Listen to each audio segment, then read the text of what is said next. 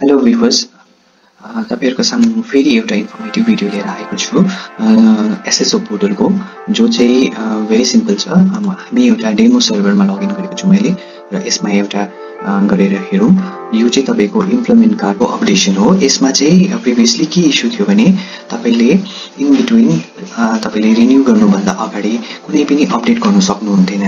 जस्तो तपाईको क्वालिफिकेसनको in between तपाईले सक्नु भएको छ भने त्यो अपडेसन गर्दा इस्यु थियो र तपाईले कुनै पनि तपाईको एक्सपिरियन्स पास्ट एक्सपिरियन्स हाल्दाखेरि त्यसमा पनि इस्यु थियो। र यसमा चाहिँ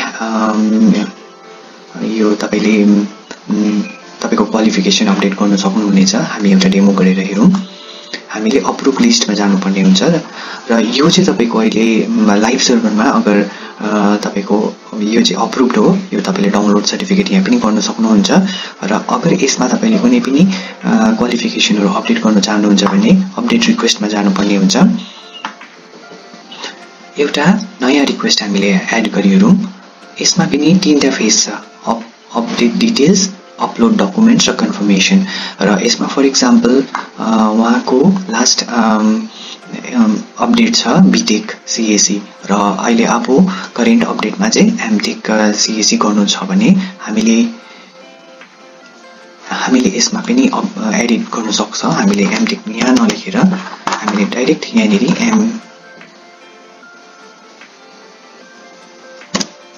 एमटेक यहाँनेरि लेख्यो र अगर उहाँको कुनै पनि पास्ट एक्सपिरियन्सहरु अपडेट गर्न सक्छ भने यहाँ पनि तपाईले फिल गर्दा हुन्छ। र हामीले यसलाई एग्री गरेर सेभ नेक्स्ट गरौँ र हामी सेकेन्ड फेजमा आएको छ अपलोड डकुमेन्टमा।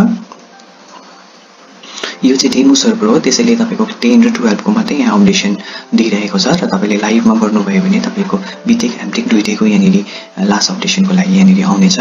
र हामीले सिमिलरली यस्तै कलममा हामीले यसमा अपडेट गरौँ कुनै पनि डेमो डकुमेन्ट र यसमा पनि अपडेट गरौँ र दुईटालाई हामीले चेन्ज गरौँ। त्यसको बादमा हामीले सेभ एन्ड कन्टिन्यू गरौँ र तपाईको प्रिभियस डिटेल्स र तपाईको डकुमेन्ट अपलोड गर्नुभएको डिटेल्स तपाईले यहाँ देख्न सक्नुहुनेछ र यसलाई चेन्ज पनि गर्न सक्नुहुनेछ। र हामीले यो सबै भएपछि सबमिट डिटेल्स गर्नुपर्ने हुन्छ।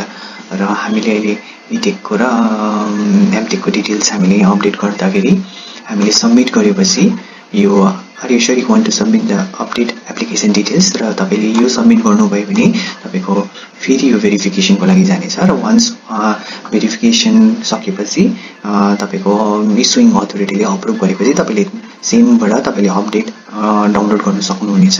र हामीले यसलाई सबमिट गर्दियौं। हाम्रो यो जुन चाहिँ तपाईले हाल्नु भएको डिटेल्स चाहिँ डकुमेन्ट सबमिट गरेपछि अप्रुभिङ अथोरिटीकोमा जानेछ। डकुमेन्ट पेन्डिङ छ। वन्स उहाँहरूले भेरिफाई गरेर गर्नुभयो भने तपाईले सिमिलरली तपाईको डेशबोर्डमा आएर यहाँनेरि हेर्नुस्। अहिले एउटा हामीले अहिले भर्खर एउटा रिक्वेस्ट अपलोड गरेको छ डेमोमा र यो चाहिँ वन्स तपाईको अप्रुभ भएपछि चाहिँ यस्तो पाराले आउँछ, application approve and certificate delivered भनेर। त्यहाँदेखि तपाईले फेरि